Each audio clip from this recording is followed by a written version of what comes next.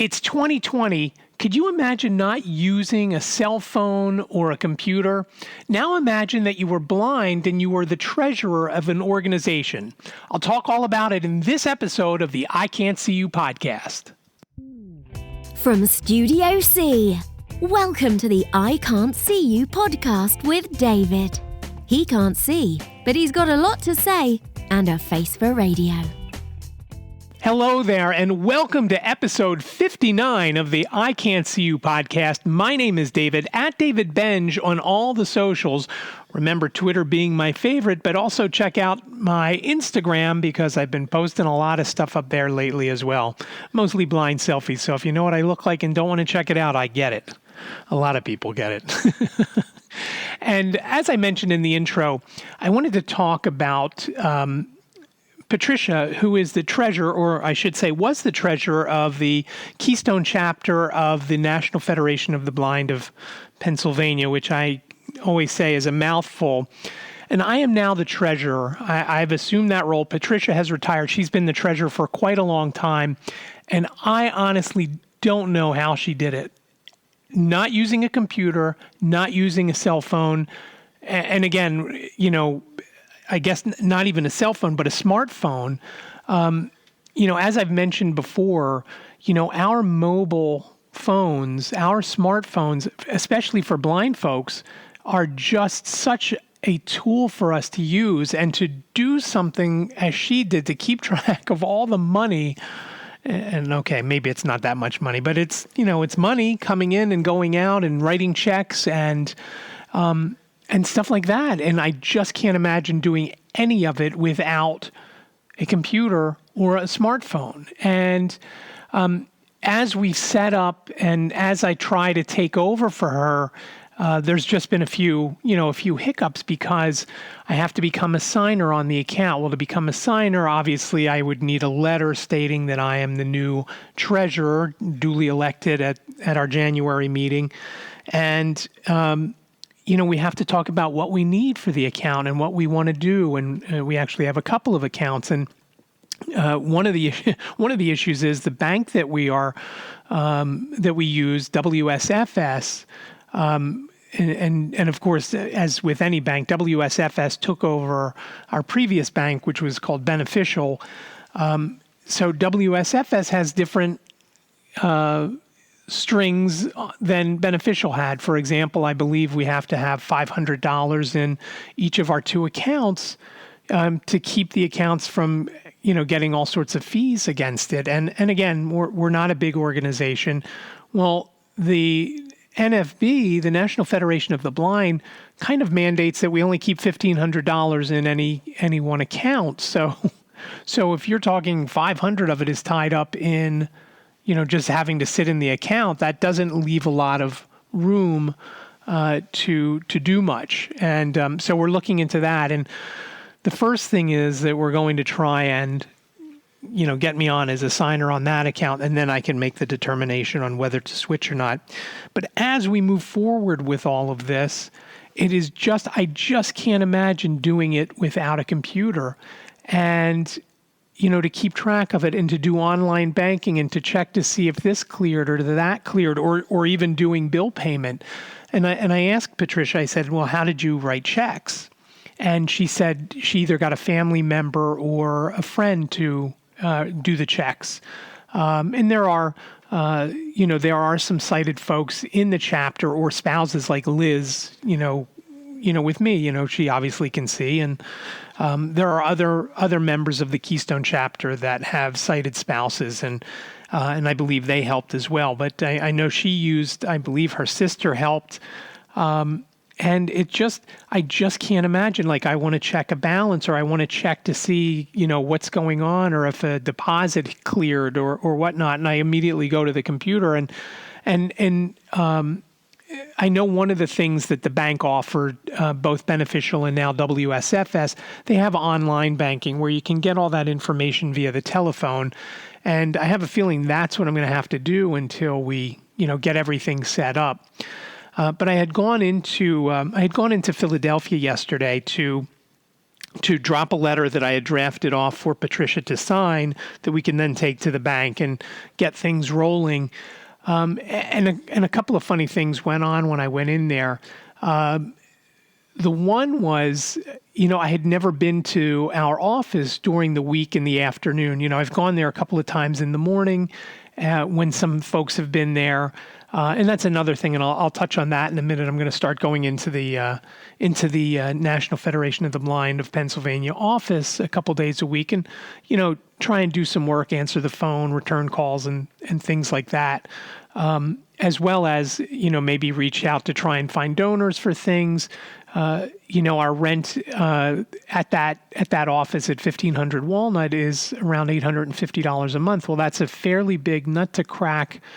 Month in and month out when there's not a lot of money coming in. And again, we have membership dues and things like that. And but again, we're not huge. Both the chapter certainly isn't huge. We get $3 is your is your yearly dues, and then the state affiliate, they get $5 for yearly dues. So basically, when somebody wants to join our chapter, they pay $8. We keep $3. And then $5 of it goes on to the state affiliate. So that's, what's involved in some income. And there's some other grant money that comes in, but, to try and pay that, that rent month in and month out, it's kind of pricey. And it's, the sad thing is it's a good location, and it's, there's a lot of other, it's a high-rise building that has a whole bunch of offices in it, and it's very centrally located. It's very easy to get to. I took the train in, and fortunately, and I was very happy. They were doing construction in the station where I couldn't get out, where I usually get out. And if you're familiar at all with Philadelphia, right across the street from City Hall at 15th and Market Street. And City Hall kind of sits right in the middle, and it's kind of like almost like a roundabout that with City Hall in the middle. There's this clothespin statue. I don't quite understand why, but there's right down there. There's an entrance into Suburban Station. Now, for the last few months, maybe dating back to September, access to Suburban Station was closed off there. You could get to the Market Frankfurt L station that's there, but you couldn't go any further because of the construction. So it really messed things up for me. And the first time I did it, I actually missed a train home because I couldn't get through. And then by the time I actually got into the station, I had just missed the train, and so I had to wait on the weekends. As I think I've mentioned, the trains only run every hour. So I was happy to see that had been reopened, and it was very nice where you get on the Market Frankfurt line now. And, so I come above ground there and then just walk down 15th Street until I get to Walnut and, cross over Walnut, and then the doors, maybe 50 yards in, to get into the building, and then, up to the second floor to the suite.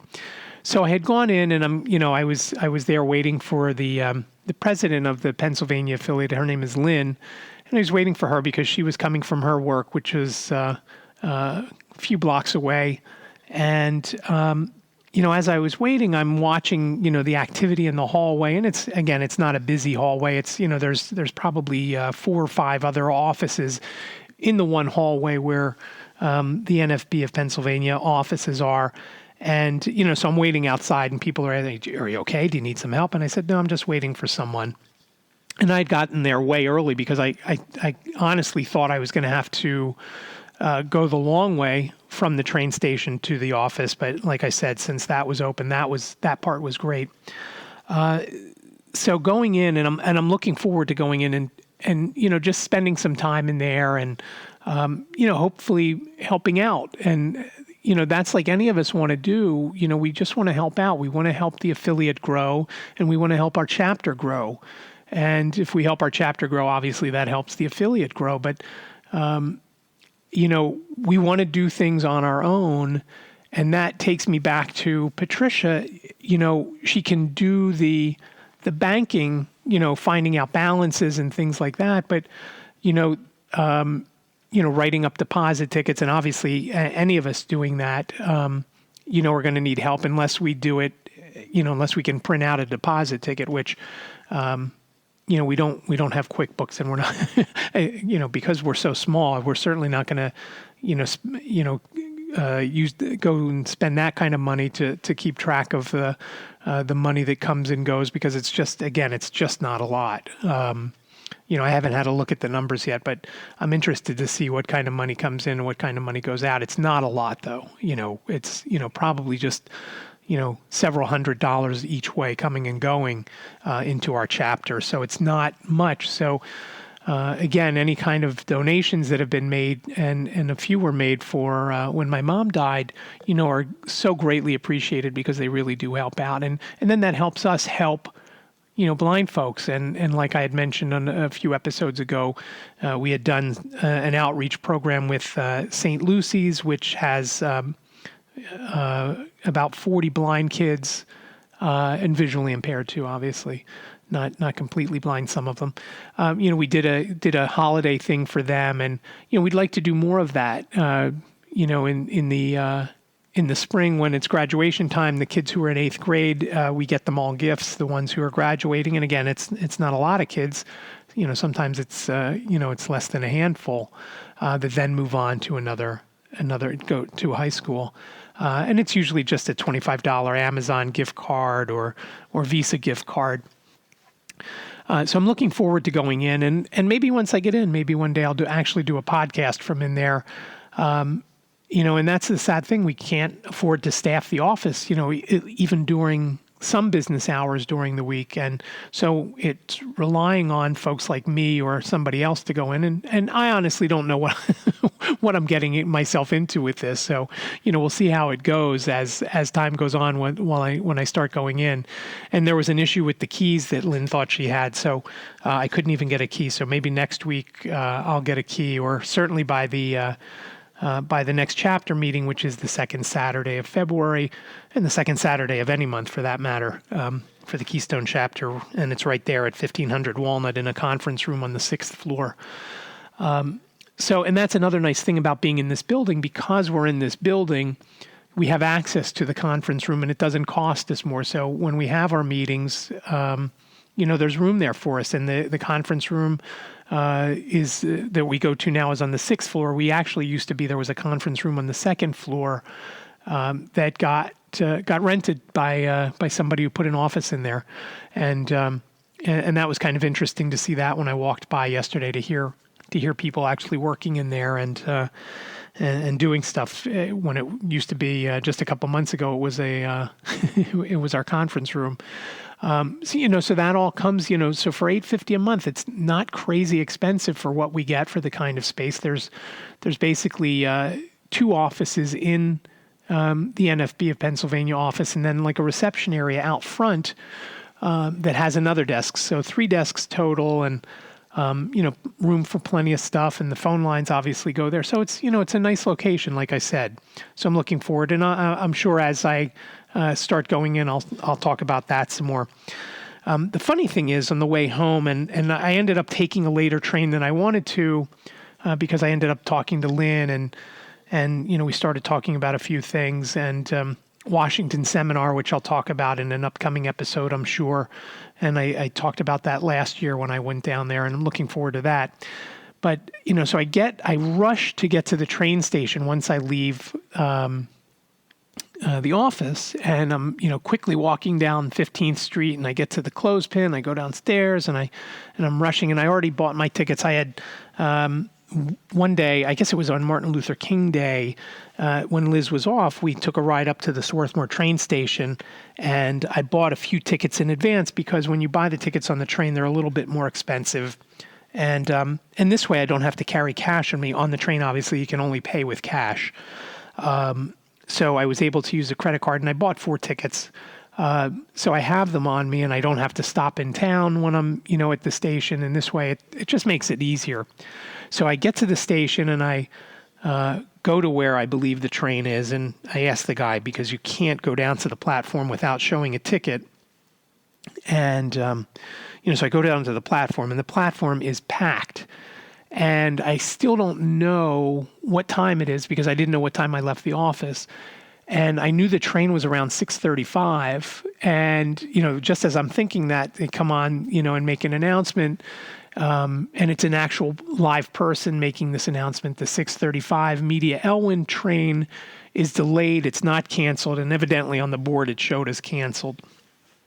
And, when she got done making the announcement, she said it was 5 minutes late. So I texted Liz and, told her I was going to be a little bit later.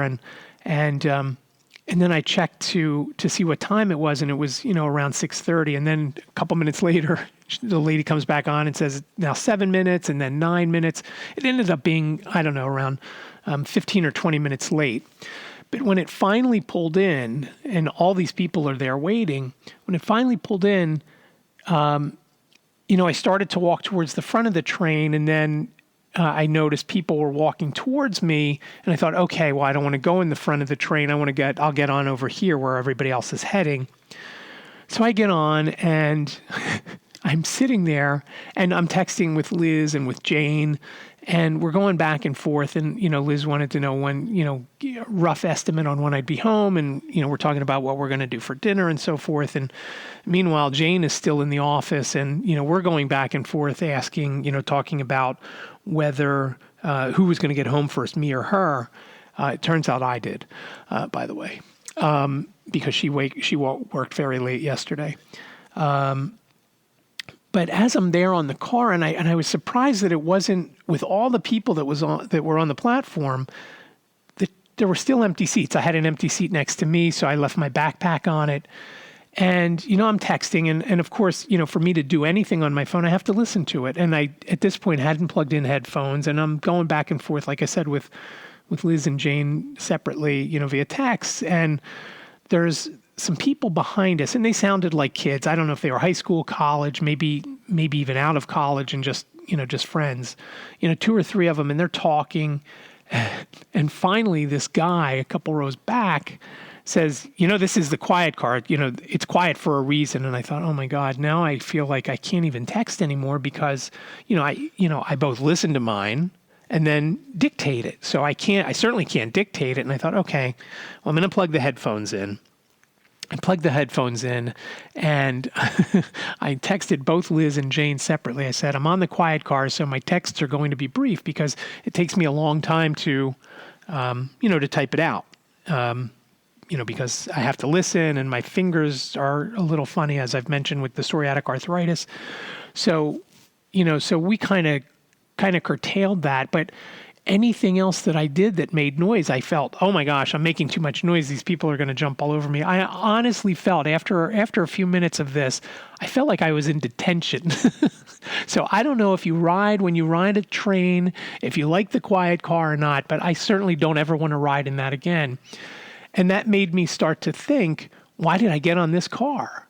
And I realized that as I thought back about it, as I saw the people coming towards me from my left, the train was in front of me and the train had pulled in from right to left. So as the people were coming from my left, I figured, okay, that means there was another car up there, and that's where people were getting on. That was the quiet car, and I just followed these others onto the train, and I just did not like the quiet car, and I don't want to sit in that again. I mean, I don't want to listen to a kid screaming and ranting and raving in one of the other cars, but, I think if I had my choice, I'd pick that over the quiet car because, I felt, I coughed a couple of times. I thought, oh my gosh, I'm making too much noise. I had brought a little bag of, I think they're called Annie's candies. They're like these little gummies, and they're so good. And I'm opening that, and the bag is crinkling, and I'm thinking, oh my God, these people are going to jump all over me for this. And again, I felt like I was in detention and waiting for somebody to pass me a note, which of course I wouldn't be able to read. So that made me think, how did I know? How would I know getting on that train? How would I know in the future not to do that, not to get on the quiet car? Other than maybe asking somebody who's in line with me, and they might not even know also because there wasn't a conductor or anybody from SEPTA, the regional rail company. So I didn't know. I obviously next time I certainly will ask before I sit down. And I kind of have to realize that if the car is not full and there were that many people on the platform, it's most likely the quiet car. Yeah, I definitely don't want to do that again. And that then brings me to today with another accessibility issue. I got very excited. Jane has been talking about Firefly, which is a music festival in Dover, Delaware, across from the Dover International Speedway. And, so she's talking to how excited she is. She loves Halsey. She likes Billie Eilish. And I know I'm out of Billie Eilish's demographics, but I just don't like her.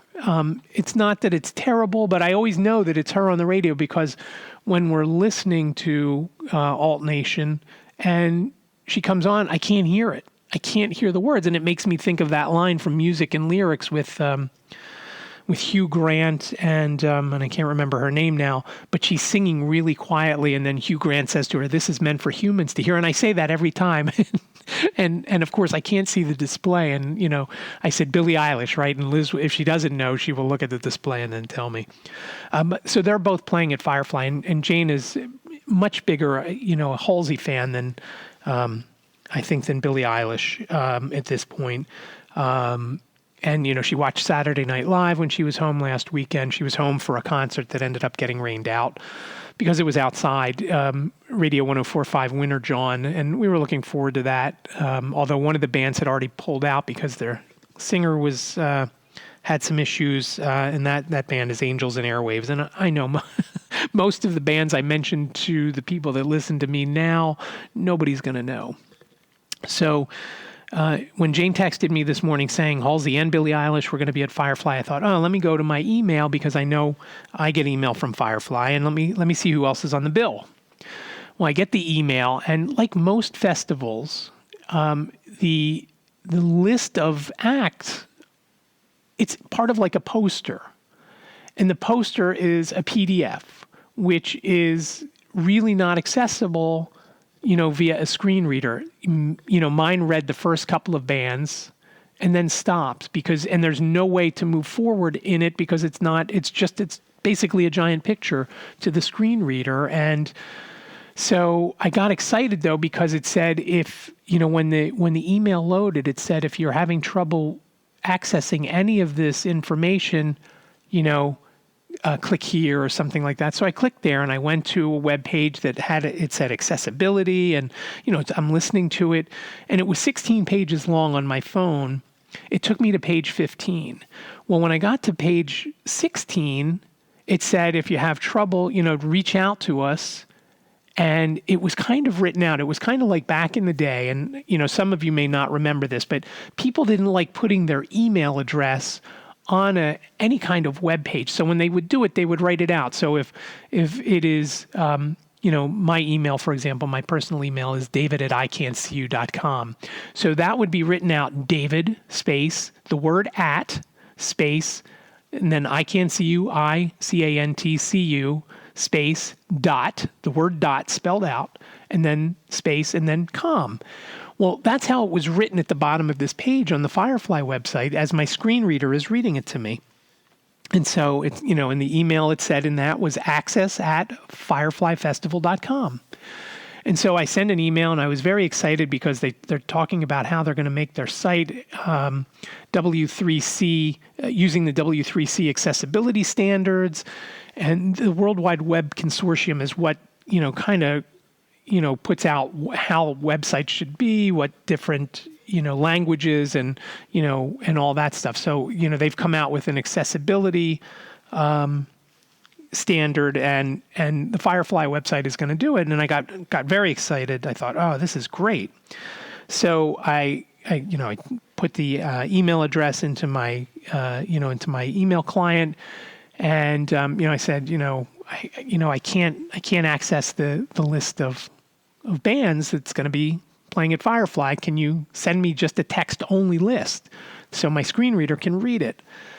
And in the next paragraph, I said, I'm very excited that you're going to be doing, you're going to use the standards for the W3C accessibility standards and so forth.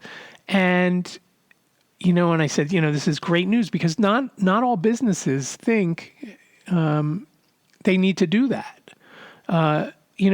That's just as important. Being accessible to a blind person, a website being accessible to a blind person, is the same as having a curb cut for a person in a wheelchair, or a counter at a level that a person in a wheelchair can access that counter. And I'm speaking about, I think it's Domino's or Papa John's, one of the pizza guys. And if I'm throwing the wrong one under the bus, I apologize to the one that's doing things properly, and the one that's not. Shame on them, because if I want to look at a website or order a pizza, shouldn't I have the same access? Why do I have to go to somebody else and say, hey, could you order this pizza for me? So I got all excited. So I wrote this email up and I said, I'm going to talk about it in an upcoming podcast episode, and I will touch on it once I hear back. And I do have an update about the 76ers, which I'll get to in a moment. Don't get too excited. So I send this email out, and almost instantaneously, I get an email, and I thought, I wonder what that is. That was almost at the same time I click send. Let me see what it is, thinking that it was just a coincidence that another email came in. Sure enough, the email bounced. And I went and I checked, and I then used my normal email address, my personal email address, david@ican'tseeyou.com. And I thought, well, you know what? Let me use the Gmail account that I use for the podcast. ican'tseeyoupodcast@gmail.com. So I use that. Still doesn't work. So then I started searching, and I'm searching, and I find the accessibility page. And in the meantime, I've tweeted about it, because now I'm not as excited, because I'm thinking, these people are just blowing smoke saying they want to be accessible. And, I can't even send them an email to find out who's on this year's lineup. And so I click on the accessibility, now on my computer, click on the accessibility link on the the drop down menus, which are also another I have a bone of contention with them, because they're not easy for somebody. And again, I have a little bit of sight, so I don't know how the screen reader handles the drop downs like that. So I'm zoomed all the way in, and I didn't realize that was even there. But finally I found it, and I click on it, and I read the page, and I go maybe, and again, I've highlighted it, and I'm having my computer read it to me. In the first maybe 2 or 3 paragraphs, it has the email address, and I'm assuming it's the right one. It's accessibility@fireflyfestival.com. So I send an email there. This one doesn't bounce, and I feel a little bit better. And now I'm feeling dumb. Like, why didn't I notice this? So I go back to the email on my phone, in another one of my email accounts, and I click on it. It then takes me to this accessibility page, but it takes me all the way to the bottom, to page 15 out of 16. And that's where that funky email address was written. And so I then sent another tweet out to them saying, hey, you know what? Sorry, I found the right email address, I think. But here's where I got that other email address, and you should fix it. So I haven't heard back from either tweet, and they probably think I'm a lunatic. And so even when you have the computer or the smartphone, everything doesn't always go as planned. And one of the things, as far as Firefly goes, I started thinking, and Jane is talking about doing, she and a friend of hers did VIP camping last year. And I started wondering, I don't know. Again, I don't know who's on the bill, if I'd be interested in some of the acts. And I'm sure if I'm interested in anyone, they're not going to be the headliners, because, I typically, with a few exceptions, I typically like the smaller bands. I typically like the ones that, play in the 2,500 capacity arena or hall, or smaller, like the Foundry in Philadelphia. I think the capacity is like 400 or 250 or something like that. So it's nice, it's small, and they're the ones where the bands come out after, and you can talk to them and stuff like that. But So I'm thinking about Firefly, and I'm thinking, I wonder, I'm worried about how accessible is their website and all this. I wonder how it would be if I were to go to the festival and how it would be. First of all, using a cane on anything but a solid surface is difficult. Because there's lumps and there's holes and there's, it's just not easy, and it's very tiring. And again, as I've mentioned previously, and you're probably sick of me talking about it, but with the psoriatic arthritis, dragging a cane across a grassy field or a sandy beach or whatever, it's tiring. It's very tiring, and by it wouldn't take me long for my hand to start hurting enough to want to stop walking. So I'm wondering how that would be, and I started thinking, I wonder that would be a good episode if I were to go to that. And again, Firefly is not cheap.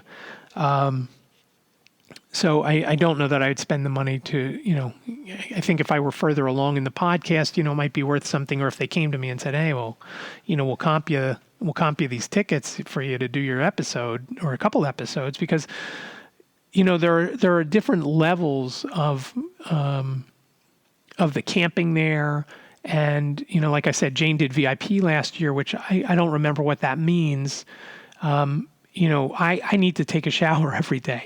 That first of all makes me able to move, because, the hot water, on me, loosens up all my stiff joints and, gets me, starts my day where I can actually move and I'm not in excruciating pain. So I think it'd be fun to try both the VIP and the regular camping just to see how it is. I mean, I don't know. I certainly don't own any camping gear, and I haven't been camping since I was in Boy Scouts in the 1970s. So, so we'll see what Firefly says with the lineup. I asked, like I said, for a text-based lineup so I can have my, have my screen reader read it to me and see if I'm interested. And if so, then, Liz and I will make a determination. And I had texted her, we were texting earlier, and I said, would you be interested in going to Firefly? And I, explained everything to her. And she said, yeah, that would make a good podcast episode. She never said she'd be interested or not, though.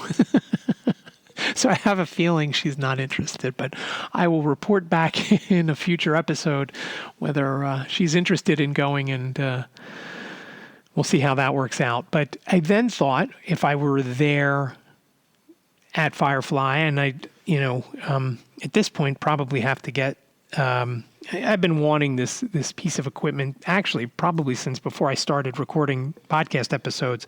It's company's called Zoom, and they make these digital recorders, and the one I would want is a Zoom H6. And I thought, well, if I took that there and actually did an episode or two from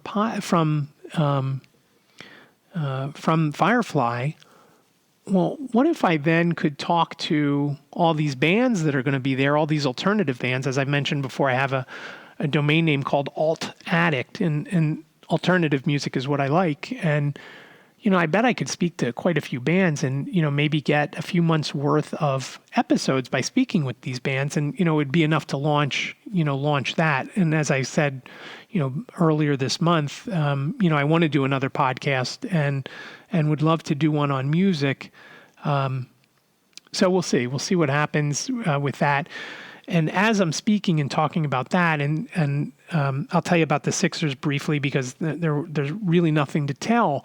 As I mentioned in the last episode, where my friend Chris and I had gone down to the Sixers game, and then I had reached out to the Sixers to see if they had anything for, helping a blind fan enjoy the game, live. I got nothing.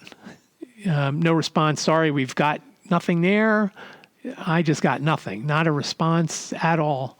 And so we'll see if I have tickets to go to some other game, whether it's another Sixers game or a Flyers game, or come springtime a Phillies game. I will reach out before I go to the game and see what they have to say. And maybe even an MLS game. The Philadelphia Union and the MLS play very close to my house, and I've never been to one of their games. Stadium is very close and new, and it might be fun to go down to a game. And, as I mentioned in the last episode, I do like soccer. So, and one other thing before I wrap it up, talking about podcast equipment and gear. I was listening to another podcast. I love the podcast called Solo Hour by Michael O'Neill. Full name is Solopreneur Hour. And I listen most weeks when he releases an episode. And in his last episode, he had Chris on from Podfest. And I believe I had met Chris at Podcast Movement when it was in Philadelphia a few years ago. We sat at a table when we did a few, exercises to meet other people and, so other people there and so forth and so on. Well, I thought, oh, this sounds great. They have this thing in Orlando called Podfest. It's like 3 days in March, the 5th through the 8th. And the day before, I guess on the 5th is VidFest. So, and as I've mentioned previously, I want to start with YouTube. And I thought, oh, this might be great to go to, learn a lot of stuff and look at equipment and actually touch the equipment. And again, that's what I have to do. I can't look at it. I can look at it all I want on the computer, but I don't know how accessible and easy it will be for me to use, whether it's a camera or a gimbal for a camera or, a selfie stick type of thing or, whatever, a tripod, microphones, as I mentioned, when I went to visit Jane for her birthday and I was walking around B&H Photo, I never got to mess around with that Zoom H6. And I'd love to be able to see if I could actually use it and set it up. And I kind of have a feeling I'd have to have somebody help me set it up because, there's a small touch screen on it.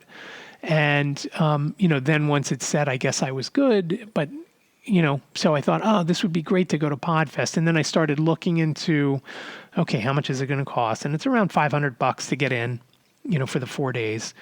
But I couldn't, I figured, this is not something I could do on my own. And it's not getting from one seminar to another that I have some confidence in. It's at the seminar itself where the person is talking about something and then showing PowerPoint slides. And that made me think of another friend named Chris Staley. He was an instructor of mine at back in the day when my number one fan Dan and I met at Chubb when we did the multimedia design course there, and we got these certificates that. Again, probably something a guy with my visual acuity shouldn't have done, but it's stuff that I like, and I enjoyed the class. But Chris ended up taking all his PowerPoint slides and printing them out. And then I don't remember if he bound them or just clipped them together. I mean, they were like books, these things, and I could read them under my reading machine. This was pre-iPhone, so there were no iPhones to read it to me. But I was able to, go back and reference those. So it was awesome to have those and thinking, okay, well, if they won't allow me to bring someone, maybe I could just do that, have the people, make copies of their PowerPoint. And some of them actually put websites up there. But again, it's made for people who can see. They'll say, okay, you can get to my PowerPoint slides, and this has happened at Affiliate Summit. There's the address for you to get it. And of course, if Liz or Jane weren't with me during that, I wouldn't have known, where to go. And again, I'd prefer to have them online because then my screen reader can read them.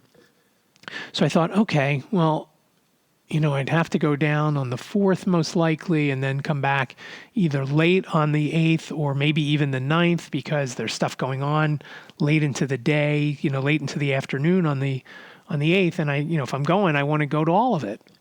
And I thought, okay, Liz probably can't get off work for all that time because it'd be 3 or 4 days she'd have to miss. And if she wasn't going to go, and I certainly can't ask Jane, she's not going to, miss 4 days of work or so to go. And I thought, well, all right, well, let me see if I can get a hotel room, and then maybe I can find someone down there. I do know some people down there, aforementioned both of them. Chris, he might know someone down there. Chris Staley, he and his partner live in Orlando, and Dan lives in Orlando. So maybe either of them would know. something, and or maybe they'd want to go, but again, they'd have to miss work and so forth and so on. But the hotel was sold out, so I tried to. The weekend days were available, Saturday and Sunday were available, but the Wednesday and Thursday and Friday were all sold out. So I, even if I left on that Sunday late in the day, I'd still have no place to, and then of course, then you get into thinking, okay, well, I can do an Airbnb for those days.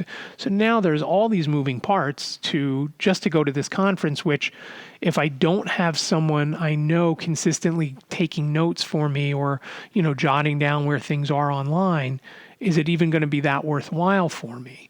Or to walk through the expo and saying, okay, we're at this booth now, here's what they have. So, I kind of gave up, but I didn't give up because I started to look, Podfest has a Facebook page, and a group. They have a page and a group. And in the group, people are looking for roommates, and I reached out to a few people and they ended up opting to stay off-site, which again, because I can't drive and, it's not in the middle of a city, I thought it would be too difficult for me to get to. So I put it on the back burner, hoping something will come of it. But, at this point, I don't think that's going to happen. And again, that makes me think of, going back to Patricia, because we've been working on this, getting the bank account stuff. I've been working on it for a couple of weeks since the chapter meeting. And I mistakenly started looking at other banks before getting the WSFS stuff tied up. And I'm not sure why I did it that way. I was told there were more than one signer on the account, and it turns out that wasn't true. So, if there were more than one, to get a bunch of blind people into the bank, when, some of them have, normal jobs, like one of the ones mentioned was Harriet, who's the president of our chapter. She works Monday to Friday. She's a teacher, and, she doesn't get done until late in the day. And, getting her to the branch would have been, hard during the week, maybe on the weekend, because they do have Saturday hours. Some of the other people mentioned, have, work in retail, so their hours are not the same every week. So, I thought, okay, it's okay. I'll just, let's get the WSFS thing figured out, which I was told one signer, the old treasurer, Pat, and, that made it easy. She lives in Philadelphia. So, I figured we could certainly meet it any day. I could certainly go in like I did yesterday, and we could get together and then go to the bank and get everything situated. So it's just, I just couldn't imagine doing, and I know that there's, again, Pat is older.